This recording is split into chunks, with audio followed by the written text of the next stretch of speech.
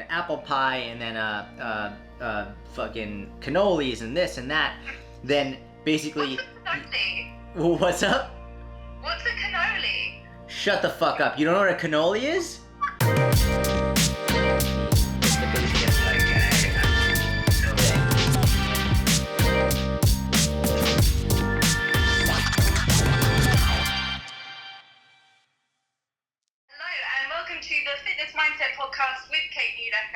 Today I am joined by someone who I've looked up to in the industry since I became a coach myself. He's probably best known for training the entrepreneur Gary Vee, who, if you don't know, you've probably been living under a rock. He's actually incredibly knowledgeable about his field in strength and conditioning, powerlifting, fat loss. So I'm really pleased to be joined by Syatt today. Hello. Hello, how are you? I am awesome. How are you? I am delightful. Can I just say, I do a lot of podcasts, but just solely based on the British accent, it's so much cooler doing it with you. Thank you so much. It sounds like it's just this official news show that we're getting on. It's like, welcome to the show. We're with someone who trains Gary Vee. I love it. Do you know what though? Like, I literally, every time I do that, people are really taken back by it. Like, what is that introduction? Like, where did it even come from? It's like I'm on the West End, Broadway. It is. It's very professional. I like it a lot. Good. So, I mean, would you like to give the listeners, if they don't know who you are, which I'm sure they probably do anyway, do you want to give them a bit of a background on who you are and what you do? Sure. So my name is Syatt, and I am a fitness coach, strength coach, nutrition coach. I have the most amazing mom in the world, Andrea, God bless her, and I am obsessed with Harry Potter. I've read the books way more times than almost anybody should, and I don't think the movies are that good, but I do still like them just because, by association. And I would say that my goal with fitness is to try and help people fit fitness into their life rather than trying to fit their life into fitness. Amazing. So, I mean, you've had quite an interesting start to your career as a coach, and what was your first job as a coach? It's a really interesting story, I know it myself, but what was your first job? So my first job in the industry, I was 14 years old, and I was wrestling. So I wrestled from 8 to 18, wrestled my whole life, but like from 8 years old to 18, and then at 14, when I was a freshman, I made freshman as a varsity. And I had to cut a lot of weight, so I was cutting from 112 pounds to 103 pounds, and I was a good technical wrestler, and I was good endurance-wise, but my strength wasn't really there. So I started to really try and learn about strength training as well as how to get stronger while losing fat, and I ended up applying to a job in my town, and I was denied that job, and then I applied to a job in a town over from me, in a town called Newton, and they took me under their wing. And from 14 years old, they taught me everything. They really did an amazing job in a number of ways, but they started me out as an intern, and I was like, I'll do anything. I'll clean the floors, I'll take the trash out, just let me learn. And that's how I started with them. And then eventually they let me teach group class warm-ups, and then they let me teach group classes, and then eventually they were giving me one-on-one clients, but it took a while to work up to that.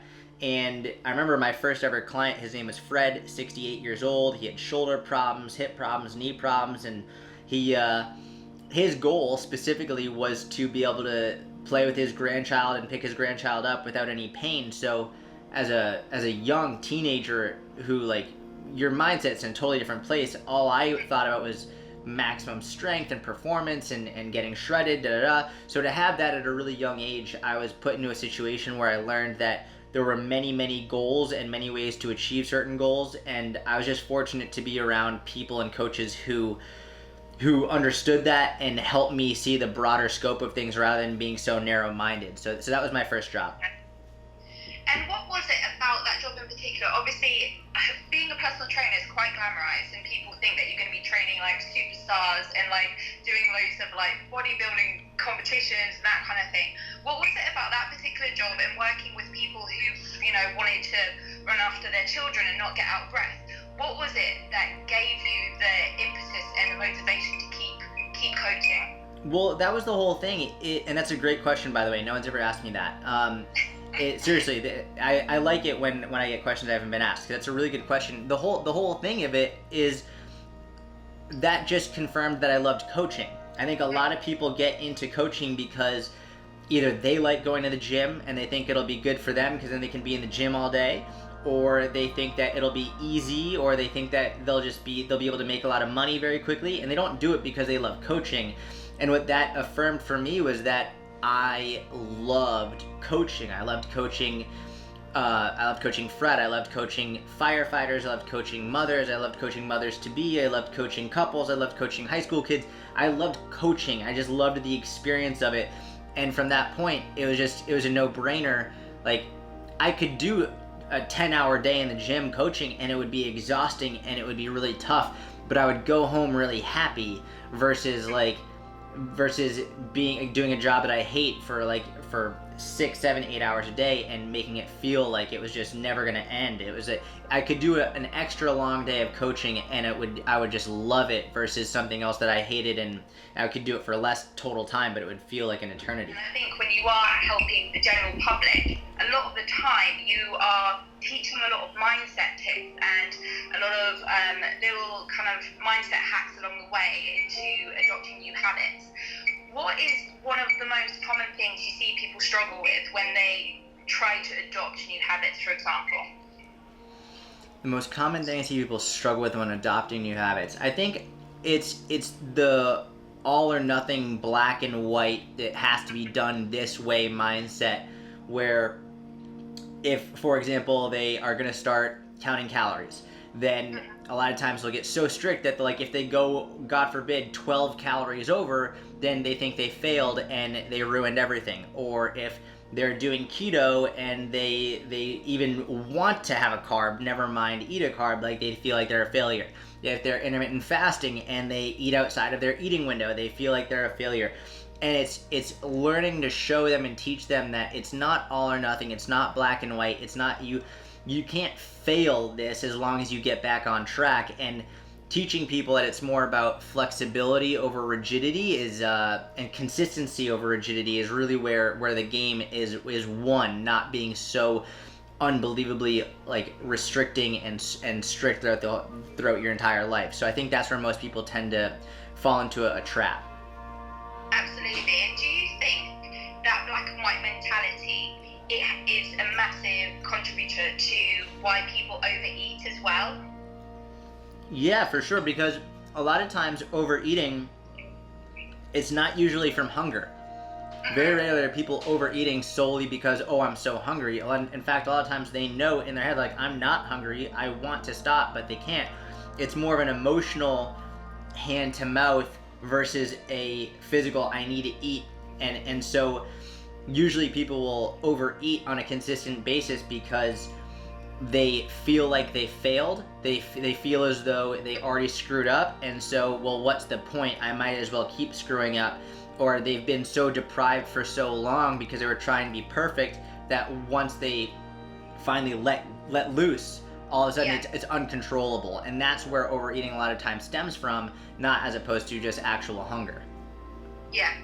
And what would you say are if you had a client, for example, who was having a particular problem with overeating, what would be the key steps you take them through into having better eating, more regular eating habits, and trying to overcome that issue? The 2 steps that I do for clients with overeating issues? That's right, yeah. Or what steps, not necessarily if you were going to take a client through certain steps to help them overcome it for themselves, what would they be? So it really, and I know it's a cop-out answer, it does depend on the client and what they're going through and what they're struggling with, but generally I would say number 1, the first lesson I'll always give someone is the you can't fuck this up lesson, because so much of it stems from that, well, I failed and I fucked up, so I might as well, what's the point? And then they use that as an excuse to continue driving that. And so once you take that excuse away, and once they can internalize, you know what, I didn't fuck this up, I just get back on track, it very quickly gives them the opportunity to, they don't feel like a failure anymore. So it takes away that emotional need to binge, or like that excuse that allows them to continue it. So that's always step number one, is showing them that they can't fuck it up. And then from there, another one that I'll do is I call them bright lines. And it's bright lines are coming up with very specific and deliberate rules that are like, this is my rule. This is like an unbreakable law that I will follow. And it sounds very rigid, and it sounds like it's almost the opposite of flexible dieting. But what it allows you to do is it allows you to pick and choose what you are flexible with without feeling guilty, without feeling restricted. So for example, a very simple bright line might be, if you're going to go to a party, then you can have as much dessert as you want. But the bright line is you can only have one of the desserts. So if there's if there's like an apple pie and then fucking cannolis and this and that, then basically... What's up? What's a cannoli? Shut the fuck up. You don't know what a cannoli is? No, I've never even heard of it. Are you out of your mind? No, literally. I don't know what a cannoli is. All I can think of is like cannelloni, like lasagna. Holy shit. Well, I mean, it's Italian, so you're in the right group of people. It's an amazing, delicious, heavenly, spectacular, delectable piece of heaven wrapped in a like crusty circular cylindrical thing that has cream inside of it. It's remarkable. The fact that you don't know what a fucking cannoli is the most mind-boggling thing I've heard this week. Literally hadn't even heard of it. Holy shit. Your job is to get a cannoli, but anyway, going back to the point is, if there's like 7 different things, you can have one. And that's it's a great bright line. Number one, research consistently shows that calories like linearly go up with more options. So you're not necessarily restricting yourself. You can't say, I'm not having dessert. You can say, you can have as much dessert as you want, but just choose one, and that's the only dessert you can have. And that will inherently reduce the amount of calories that you eat, and it will allow you to not feel restricted. You aren't allowed to have it. So that's one example of a bright line.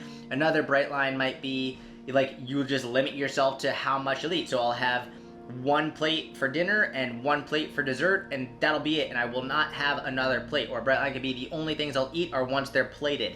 And there's a never-ending amount of options for bright lines, but what this does is it sets a rule for yourself that's unbreakable, and you can't set a bright line that you don't actually mean. For example, I was working with a client recently who she set bright lines, and she was like, yeah, I haven't really been sticking to them. And I was like, okay, well then we need to rethink this, because when we set a bright line, that is like literally an unbreakable law. And if you aren't really, and I asked her, I was like, well, why do you think you're breaking them? Why do you think you're not following them? And she was like, well, to be honest, I guess I just feel like I don't really want this goal as bad as I said I did. And it's a very eye-opening experience for some people, because if you're not following them, then it goes back to, well, what do you really want to accomplish? And sometimes I think people are they see the like, fat loss and getting shredded is like the goal for so many, and sometimes they feel obligated to continue that goal until they reach this ideal physique that society puts on us. And it can be weird for people to be like, you know what, maybe my goal isn't fat loss, or maybe I'm not that motivated for it, maybe I'd be focused on something else. So we just readjusted, figured out what her goals actually were, which were more strength related, and then we didn't even need to make bright lines for that stuff, and now all of a sudden she doesn't have to really focus on it, and she's doing very well because she's not trying to reach a goal that she doesn't really care about at this point. So that's sort of a huge tangent, but just going back to what you're saying is number one, you can't fuck up. Number two, create some bright lines based around what your actual like definitive rules are. And from there you plug and play based on the person. Maybe instead of taking out certain foods, you add in more food. So instead of taking out carbs, you add in more fruits and vegetables, and inherently they'll end up eating less. But there are a million ways to go about it, but I'd say those first two are most important. You mentioned there a little bit about how people, they think they want weight loss, they think they want like these goals that are kind of impressed on them, like in the media and like magazines and that kind of thing. how do you go from taking something that's like that, that's quite tangible for someone, like, oh, I want a six pack, and then go, yeah, but you don't actually want this, you want strength. How does it go from someone wanting a six pack to someone actually realizing they want a strength goal? Well, so it sort of has to come through conversation, and it can't ever be something, in my experience, it can't be something that I tell them. I can't say, well, you don't actually want this, because just human psychology and behavior, you tell someone you don't want this or you can't have this, all of a sudden they're gonna be like, well, fuck you, and they're gonna like be sort of standoffish. So it's sort of being able to, and there's a text based around this strategy. It's called Motivational Interviewing, and it's being able to structure the conversation in a way that allows the other person to explain not only what they want, but also maybe come up with strategies for how they can achieve it. And so that's actually a major portion of how I coach. Yeah. It's not necessarily saying you have to do this. It's saying, hey, well, why don't you give me one or two ways that you think that you'll be able to achieve this, and then I'll give you my thoughts from there. So my clients and inner circle members, they come up with their own plans, and in doing so, they are more likely to stick with them because it's their idea. A lot of the times I help them get to that point, but I don't say you do this. A lot of times I'll help them come to the point where they can come up with their own plan, and I'll say, hey, that's a great idea. I love that. That's a great option. Like, how about, what do you think about adding this on or taking this? And they're like, oh, it's great, I can add that. And they're excited because it's their plan and they came up with it, not me being like, hey, fucker, you have to do what I'm telling you. And all of a sudden, like, they're not standoffish, they're more open to it. So that's If you say that to someone, they're probably not gonna, be too warm and friendly about it, to be honest. So, well, yeah. exactly. And even if I don't call them a fucker, if I just like, hey, listen, like, you're not doing it. You need to be. If you're like, clearly you're not serious about this. Like, very few people respond well to that type of a scenario. Yeah. So yeah, that's sort of how I go about that. And then, yeah, does that make sense? No, it does make sense. Would you say that maybe, obviously there's 110 million like meal plans on the internet, and would you say that that's a major downfall in one way, in that it's a very rigid plan that's applied to everyone and it hasn't got anything to do with the individual in mind? Would you say that's probably the downfall of meal plans on the internet? I would say the downfall is twofold. Number one being that there's so many, and when there's so many, people generally tend to like to categorize things as good or bad, right or wrong, the best or the worst. So when there's so many, a lot of people are like, well, I just don't know which one is best. And they're sort of lost in paralysis by analysis because they don't know which one that is actually going to be the best, when in reality, they could probably stick to any of them, and as long as they were consistent, it would work. But that's number one. There's so many, they're not sure what to choose. And number two is, my major gripe with meal plans in general is they tell you what foods to eat at what time, and it's this is the right food at the right time, and this is it, and this is all you can follow. And even if they say, like, hey, you can swap a different protein in, or you can swap a different carb in, it's difficult, especially for a beginner, to look at that and say, okay, well, I'll swap in and out, because they just want to follow exactly what's laid out, because they think that what's laid out for them is the right way. And so when all of a sudden that they go on vacation, or they go on a work trip, or they just want to take a break from it, they don't know what to do, because all of a sudden that definitive plan isn't there. And so it's like, well, if this plan isn't here, then I'm gonna fuck up, and I might as well just go all out. And then they really end up binging because they don't have that definitive plan. I would rather teach people how to enjoy their favorite foods in moderation than necessarily say you have to eat this specific food at this time of day. Yeah, teach them how to fish, really, rather than give them the tools to do it, rather than just telling them what to do instead. Exactly. So, I mean, you mentioned there a little bit about the black and white and the good and bad, and it's really, really common. And without me being like, oh, on social media there's so much bad stuff, which I don't really want to do, there is a lot of polarization on social media between something is really, really good and something is really, really bad. And that's only because people tend to like that. Why do you think people like these black and whites? Generally speaking, we want to know what's right or wrong or good or bad, because it's easier for us to know what the best decision is if it's that simple. Hey, listen, so this is the right way, this is the wrong way, this is the good way, this is the bad way, this is the healthy way, this is the unhealthy way. And when you have those polarizations of right and wrong and good and bad and do and do not, then it's easy to say, okay, so there are two paths, and it's just simple. You just go down that path. But when it's more gray area, which is really where things tend to lie, and when it's much more ambiguous and not just so black and white, it creates, rather than having two individual paths like a fork in the road, now you literally just have an open football field that you can walk on, and you don't know what the most efficient path to get to the finish line is. And I think that's where people really screw themselves, because they're looking for the most efficient linear path to get to the end zone, to the finish line, to the point where they've finally achieved the end result, and they look at it as that there's this end goal, there's this end date, this end time. And for me, one of my most important things I can say is, listen, there is no end date. There is no day or moment in which you're going to look and say, I have finally achieved all of it. That doesn't exist. This is a constant, never-ending process of trying to improve, because once you reach your goal, odds are you're already going to have other goals that you want to achieve. Very rarely you'll be like, all right, I'm here and I'm done now. It's like always like, well, what's next? What's better? It's one of those reasons why a lot of times people will look back at pictures of themselves from 10 years ago, or even like 5, 10, whatever years ago, and be like, oh my God, do you see how good I looked then? But when they actually were taking that picture, a lot of times they're like, ugh, I look so bad right now, and they don't like it, and they didn't even want to see the picture. And it took 5 or 10 years later to be like, oh my God, do you see how good I looked? And it's because very rarely can people be in the moment and be content with what's going on. And it's important, like one of my major things that I always say is always optimistic, never satisfied. So you can be in the moment and you can be happy with who you are and optimistic with where you're going, but not necessarily always being satisfied and always wanting more. I think that's a good mindset, but most people tend to be in the moment, actually, whether they want to admit it or not, pessimistic and negative towards themselves, very self-deprecating, not happy or optimistic with where they are.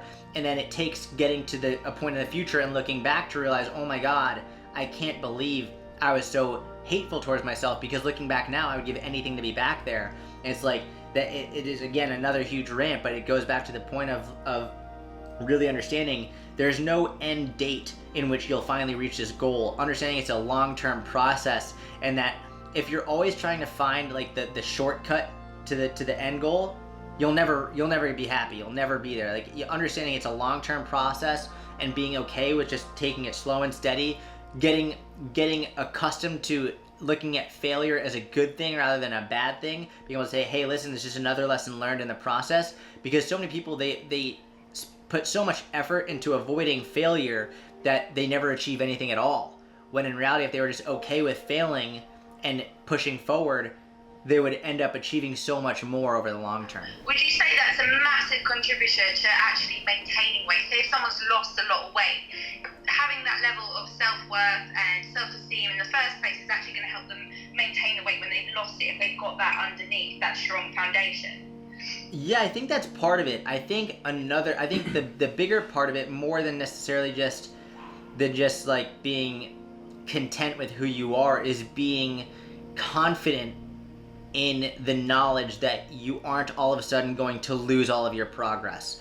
I think most people, they get very nervous because a lot of times people will reach a certain weight, they'll lose a certain amount of weight, and then they'll need to go on a diet break. It'll be a good point for them to say, hey, I'm going to take a little break from a deficit for now. And they get really nervous because like, well, I'm not actually where I want to be yet. And if I go into maintenance, then I'll lose all my progress, or I haven't earned the right to go to maintenance yet. And it's like, if you can fully understand that just because you're going to increase calories and go to maintenance, it doesn't mean that you're losing progress. It means that it's actually being able to maintain a lower weight than what you were before is progress. The example I always use is if you go on a train ride and like you're on your train to work and you're all along the train, you're halfway there and the train makes a stop. When the train stops, You don't say, oh, fuck it, and get off the train and start going back home. It's like, no, you sit there and you wait until everybody's off the train and the new people come on the train, and you keep going and you go to work. It's the same thing with maintenance. If you can understand that, hey, you're basically just maintaining where you are for right now at this brief period of time so that you can then go back to taking action and moving forward, that's progress. Versus a lot of people, they look at it as, oh shit, well, I might as well just go off track and go off the rails. And then they backtrack, and that's where the perpetual yo-yo dieting and binge eating comes into play. So yes, I think it's this is something I was thinking about the other day, and I want to make a post on this. I'm just not sure how to word it yet, which is why I haven't. Everyone says you have to love yourself, you have to love who you are, you have to like love yourself now, and I'm like, well, yeah, but how the fuck do you do that? Like, we're just telling people to love themselves. We're not giving them any actual practical help to help them love themselves. It's sort of like saying, like, listen, it's like motivation doesn't help you with the long term, like habits do. And that's where they end their post. I'm like, well, how the fuck are people supposed to know what habits they should be doing if you're not telling them how to build a habit? It doesn't make a difference if you're not actually teaching them what to do. So I agree. Like, I think loving yourself is one of the most important aspects of it, but as coaches, I think, and as an industry, we need to do a better job of not just saying you should love yourself and actually teaching people how to love themselves. Yeah, and it's one of the things that I saw on social media a lot, like about a year ago. I've spoken to you about it, but it's something that I was trying to do about a year ago. And seeing all these posts being like, oh, just love yourself the way you are. I was like, how? Literally, how am I supposed to do that? If you've had sort of magazines, diet culture kind of rammed down your throat for your whole life, how are you supposed to go from that to then just loving yourself in inverted commas? So it's so true. If there's actionable steps for people, then they'll be able to do it. But I think there's a lot of that though, of just motivational quotes like be your own motivation. And like you said, if you look back at old photos, people might not find that motivating to look back at the way they once were. And I mean, have you seen that with people where you use old photos and old clothes, for example, as motivation, or do you think that's more detrimental? I think it really does depend on the person. I think some people love it and some people hate it. But by and large, what I've found is I've never met someone who was not happy with their body, whether they were very overweight or they'd been out of the game for a while. I'd never met a single person in that situation who was happy to take before pictures, but every single person who's really put in a lot of effort and made a lot of work was always happy afterward that they did, because then they could compare them. But I mean, I think it really does depend on the person. Some people are really, in the same way that some people are very motivated and follow fitness accounts of people who are shredded and ripped because it motivates them to see someone else who's like that, and other people it just completely turns them off and like they don't like following that type of account. It really is dependent on the person. Yeah, and I mentioned it a little bit there, and I've seen a lot on social media recently about more things in diet culture, like fit teas, waist trainers, and it's like there's a big rebellion against diet culture, and it's almost like some people are starting to throw personal trainers into the mix about encouraging diet culture. Would you think that maybe we are part of the problem encouraging weight loss with people? That's an interesting question. I'm sure that we're part of the problem in many ways, yeah. But I don't think it's because here's the thing, people are always gonna want to lose weight, right? It's just there are always gonna be people, and that's okay, and that's not a bad thing. If you wanna lose weight, fucking more power to you. I mean, realistically, in the United States at least, like the majority of people are overweight or obese, and I know it's like definitely making moves across the world. It's like obesity is an epidemic, and it's one of the major reasons people are dying early and getting heart disease and cardiovascular disease, and it's very important to help people do that safely and effectively and help them reach a healthier body weight. I don't think losing weight is inherently a bad thing. I think the bad issues come from when people are actually shamed from one, which has been another huge thing lately. Is like people are shamed for the goal of wanting to lose weight, and they feel bad for it. And one of the things I hate most in the recent several years is the phrase strong is the new skinny. I fucking hate that. It's literally, it's taken this phrase that like people, it's basically the people who weren't really, really skinny, and now they felt like, oh my god, like I was always being shamed for not being skinny, and now they're shaming people who aren't the way that they are now, and it's their way. It's like, because I know people who are very skinny who are very self-conscious to go to a gym or to talk to their friends about it, because they feel like they will be immediately shamed and put down, and they have been. It's like, I think it's not so much that we're causing the problem inherently. I think it's that people in general, including personal trainers, but in general, they often go towards these extremes that will put some people down, whether they consciously realize it or not. Like, saying strong is the new skinny is fucking ridiculous. Like, you can say, hey, I want to be strong, and strong is great. And if you want to be skinny, skinny's great too. And we can be strong and skinny fucking friends, and that's awesome, and that's the whole end of story. Like, we don't have to say, like, one is better than the other. I think that's when people run into trouble, when we create this polarization and extremism of, like, one is better than the other.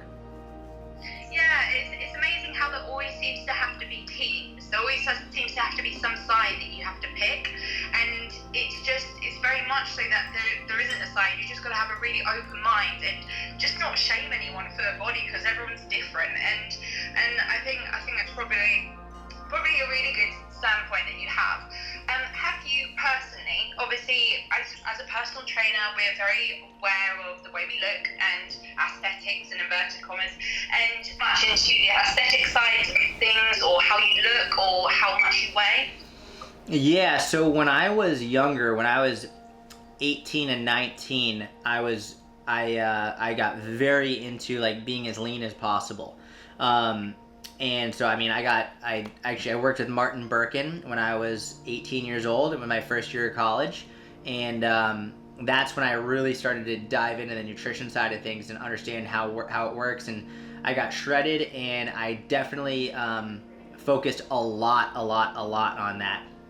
And I think one of the reasons I was fortunate enough to get out of that, especially in a relatively quickly, is because I gave myself a 3-month window where I was like, I'm going to work with Martin for 3 months. I'm going to get as shredded as possible.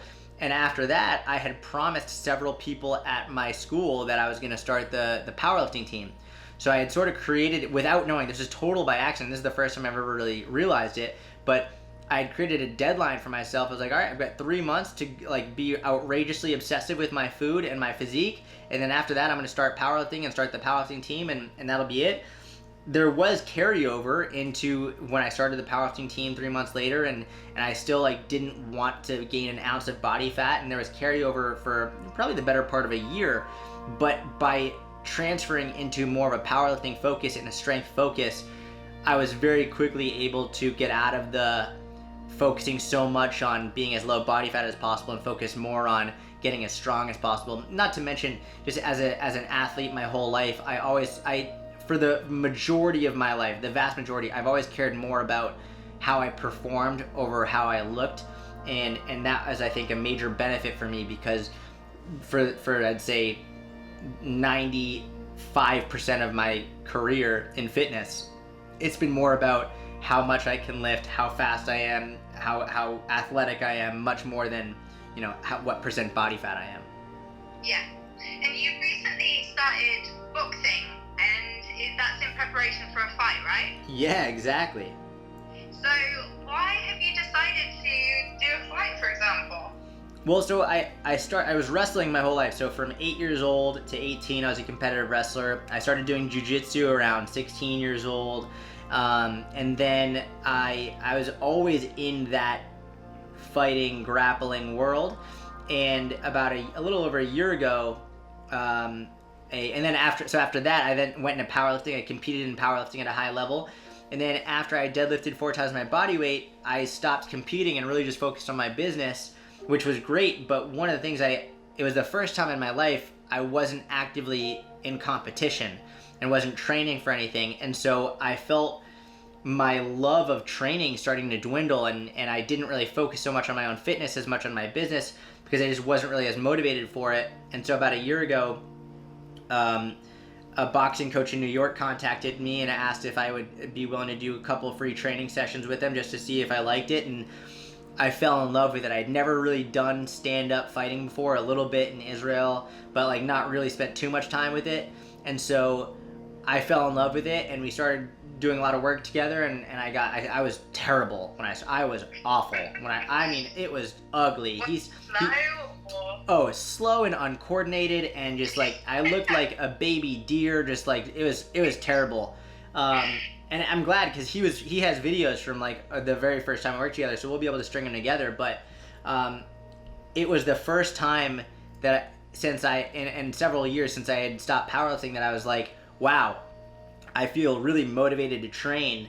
And we recently decided that I would do a fight, and it's so funny because since I made that announcement and really since that decision came, my training's been amazing again. Like at a point where I love it. I'm all in. I love the competition side of it, and so I know for me personally, having that competition aspect of training really allows me to do my best. Yeah, you've got the accountability of lots of people watching you as well to be like, you have to win. Exactly. So you got to win, so that's how it is now. That's exactly right. I don't want to get knocked on my ass in front of everybody, so I got to do my best. I mean, you've obviously trained all your life, and you've had loads of different goals in the gym, and you must have had some embarrassing moments that have happened in the gym before. What would you say the most embarrassing thing that's happened to you in the gym is? Oh man. Could go really. All right. Well, if you want, I can say mine to get it out. No, you know what? I've literally never said this publicly, and why not? I'll go with it. I remember one time, this is gonna be, some people are gonna be like, what the fuck? In college on my powerlifting team, I think it was my sophomore year. It must have been my sophomore year. I had a massive erection in the gym, and literally no reason why. I was surrounded by a bunch of dudes on the powerlifting team, and I just like had a huge fucking boner, and like we were benching, and like you lie down on your bench, and like it was just like very obvious, and everyone was like, what the fuck? It was just such a random one-time experience. Literally, it makes no sense physiologically. Like all of the blood should not have been there, and I would literally do a set of like a near max bench press, and like it wouldn't go away. I was like either someone put Viagra in my drink or something. I didn't know what happened, but like the entire training session, and it was just like there was no hiding it. It was just one of the most awkward, embarrassing experiences in my life. I bet that was not what you were expecting. No, you know what? I was expecting like, there's this kettlebell there, and it was so embarrassing. But like, do you know what? I mean, did you at least get like a PR on your bench, or like, did it help? I mean, if we want to count a PR, it was the first time I'd ever lifted weight with a boner, then that was a PR for sure. But yeah, we'll call that a PR. Yeah, we'll go with that. I mean, yeah, you could try and beat it again, but I mean, I don't even know what to say to that, Jordan. There we go. Rendered you speechless. In my head, I was like, should I say this? Like, is this appropriate? But I was like, fuck it, why not? Yeah, definitely appropriate. Yeah, so I wasn't expecting that. So, I mean, to round it up, I have some really silly, like, quick fire questions, and every time I do this, I copy and paste them off Google, and usually they're a little bit off key. So, you ready to go? It's like this or that questions. Amazing. I've never been more ready since I told you that story, so let's do this. Literally, it's going to be so tame now in comparison. Yeah, it's all downhill from here, really, Jordan. So, right, it's so tame. Oh my god. Cats or dogs? Dogs. Cookies or cake? Cookies. Flip-flops or trainers? What's a trainer? What? What's a trainer? I'm not British. It's a sneaker. Oh, okay, a sneaker. Sneakers. Pizza or burgers? Pizza. Text message someone or call them? Call them. Harry Potter or Ron Weasley? Harry Potter. Whoa. Oh. Yeah, I know, right? Ron Weasley. Why? Because, I'll tell you why. Because Okay, go on, man. if it wasn't for the movies, I would have went Harry Potter. But the Harry Potter in the movies, I fucking hated. He was not good. I didn't like his role. So, but Ron was hilarious. So I'm gonna go with Ron. Okay, all right then. Okay, this is a really important one.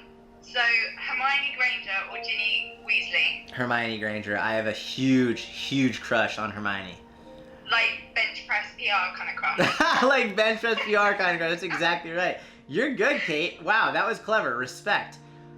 Thank you. Morning workout or evening workout? Morning. Pirates or ninjas? Ninjas. Wizards or unicorns? Wizards riding unicorns. You can't say that. You gotta choose one. I made the rules on that one, Kate. Wizards riding unicorns. That's my final answer. Fine. Coffee or deadlifts? Ugh. I know, right? Deadlifts drinking coffee. You can't do this. You're breaking the rules. You can't do this. Next question. Okay, it's getting serious now. So you have to I'll choose. Okay, I'll choose. Okay, right. What's your biggest fear? My biggest fear. Wow. I actually just made a video on that for my inner circle. Okay. Yeah. That's a bigger one, but biggest fear. I never ever want someone to feel like they're alone and they have no one to go to, no one to talk to, like there's nobody in their life that will listen to them ever. I never want that to happen. And it was actually one of my best friends. He ended up committing suicide when I was a freshman in college, and he had texted me several weeks earlier just being like, hey man, how are you so happy all the time? And I texted him back and said something, but it was one of those things like you sort of convince yourself like I should have realized, I should have known. And obviously, like logically, I know like you can't just take that and all of a sudden like understand someone's gonna kill themselves. But from that point, it's always been for me a really big thing that I never want anybody to feel like they don't have someone to talk to or that they're ever alone, because I think that's feeling alone is one of the major reasons people do those things. So, what was the worst thing you did at school? The worst thing I did at school? Yeah. Man, probably something sexual in the teacher's classrooms. Not with a teacher, but no, and yeah, probably something like that. Now, it's all coming out on this podcast. You're asking the questions. Favorite subject at school? History. Why? That was the most judgmental why ever. Why would you choose that? No, I've always said if I wasn't in the fitness industry, I would be a history professor, and specifically for the Holocaust. As weird as it sounds and as morbid as it is, I love learning about the Holocaust. I spend a lot of time researching it, and I would definitely be a Holocaust professor. I don't think it's morbid. I think it's interesting. Okay, this is a really weird one. I don't know why it's here. Whenever I ask this, people just don't know how to answer. Do you sleep with your sheets tucked in? Absolutely not. Yeah, I know, right? What kind of question is What this? kind of psychotic person sleeps with their sheets tucked in? That is a sign of a serial killer. Serial killer. If I ask that question and someone says yes. And by serial killer, I mean they actually kill cereal. Like they're just going around killing like Cinnamon Toast Crunch. That particular brand. That's the best one. Okay, so last one. It's a really important one, okay?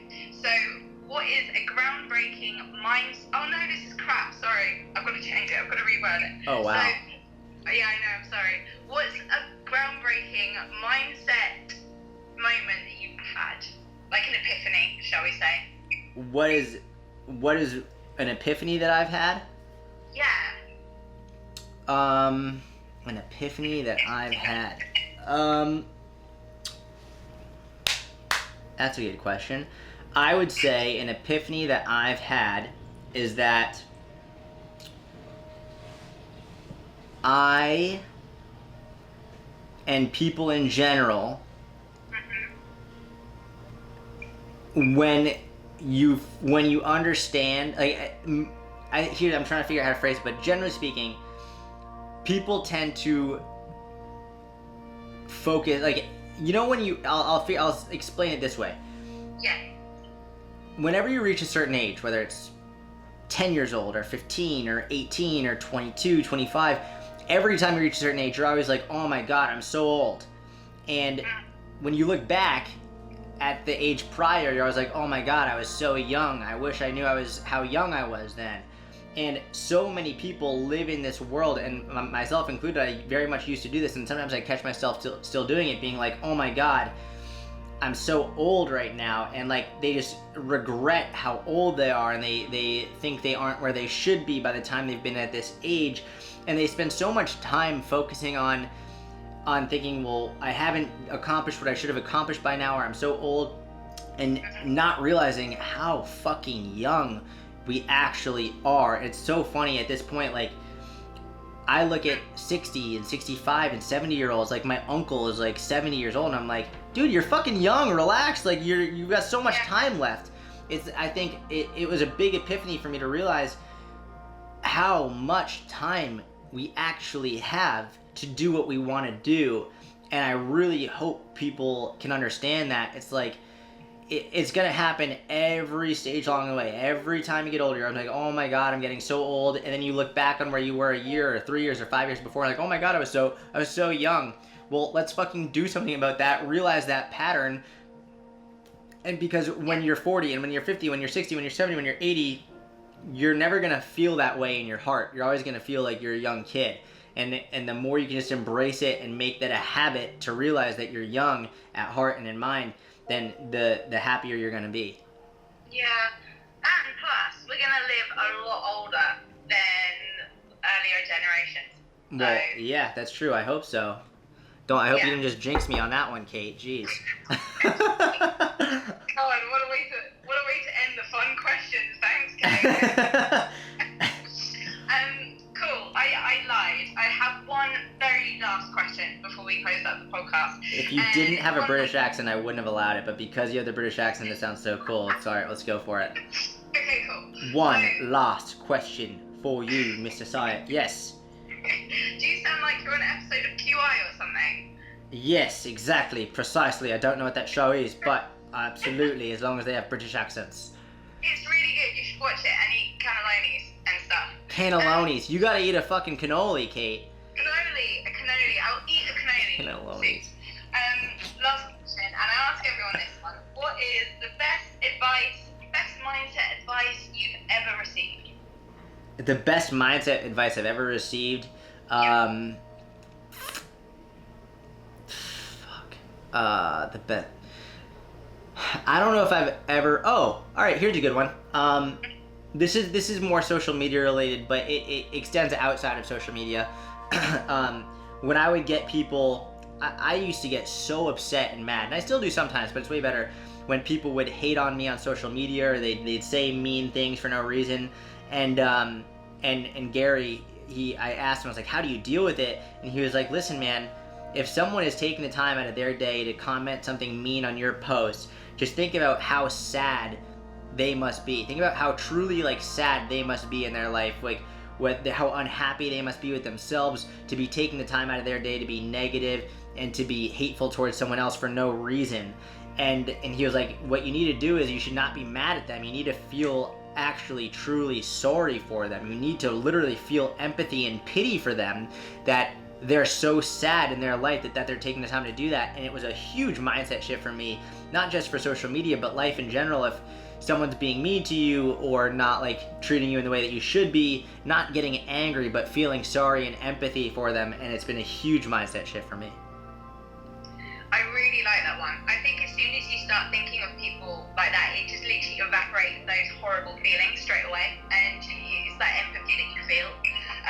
So I think that's a really awesome one to leave everyone, all the listeners, with. So obviously, Jordan, if people want to find you and have more of your content, more of your amazing wisdom, where can they find you? They can find me I have my own podcast, the Jordan Syatt Mini Podcast. You can find me on Instagram, Syatt Fitness, Syatt Fitness, YouTube, and if you have any questions, you can always email me, jordan@syattfitness.com. Awesome. So thank you so much, Jordan, for coming onto the podcast. It's been an absolute pleasure. Thank you for sharing all the intimate details of your life. And obviously, thank you so much, listeners, for listening to the podcast today. If you found it helpful at all, please share, please rate, please subscribe. And thank you very much. Thank you very much, Jordan, for coming on. Thank you, Kate. I'll talk to you soon. Talk to you soon.